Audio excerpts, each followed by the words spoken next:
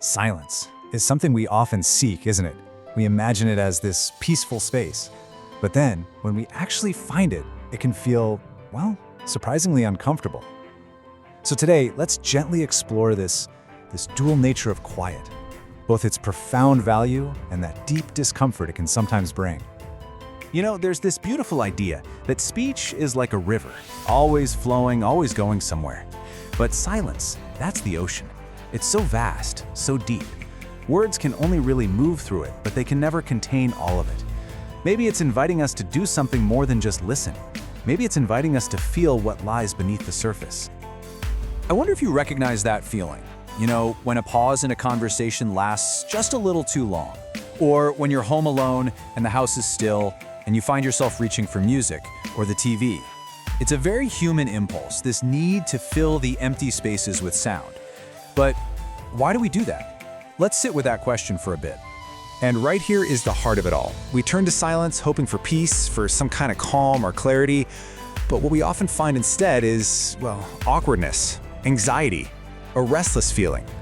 It's this gap, this space between what we hope for and what we actually feel that we're going to explore together.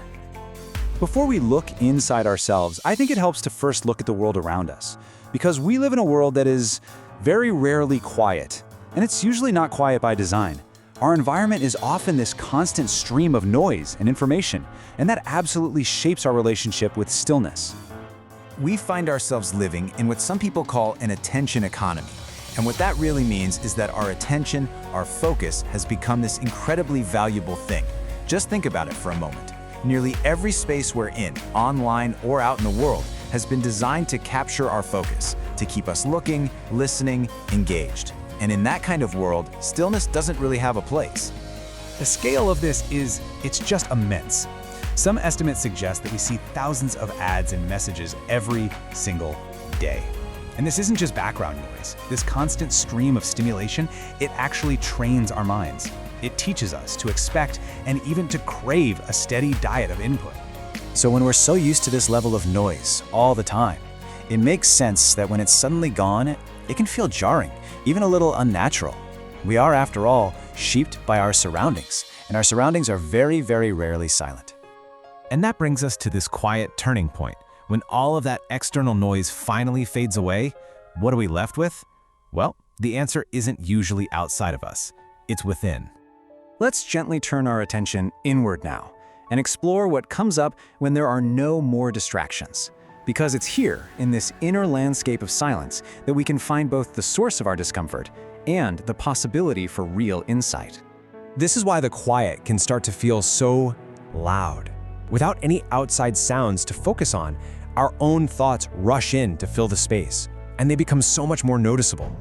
It can feel a bit chaotic and create this really intense, almost uncontrollable urge for something, anything to distract us. Our feelings can seem much stronger in this space. And sometimes, in a conversation, that quiet can even feel like a failure, like the connection has somehow been broken. When the mind turns inward like this, it can sometimes get stuck in a loop. It's looking for something to do, so it might grab onto a worry or start replaying an old conversation. And this pattern can make silence feel less like a peaceful refuge and more like an echo chamber for our anxieties. But what if we could reframe this whole experience? What if silence isn't an empty void to be afraid of, but a space of opportunity? Let's think about how we might be able to reclaim the pause and find the value that's hidden inside of it. It might be surprising to hear, but even a tiny bit of quiet can have a really profound effect on our bodies. It's been noticed that just 2 minutes of real silence can do more to relieve tension in our bodies and our minds than even listening to music that's meant to be relaxing. And the gifts of silence are, well, they're many. It can help lower our blood pressure. There's even some thinking that it can encourage new cell growth in the parts of our brain that are linked to memory. It gives our minds a much-needed break from all the overstimulation. And in that quiet space, we might just find the potential for a deeper, more real connection with others.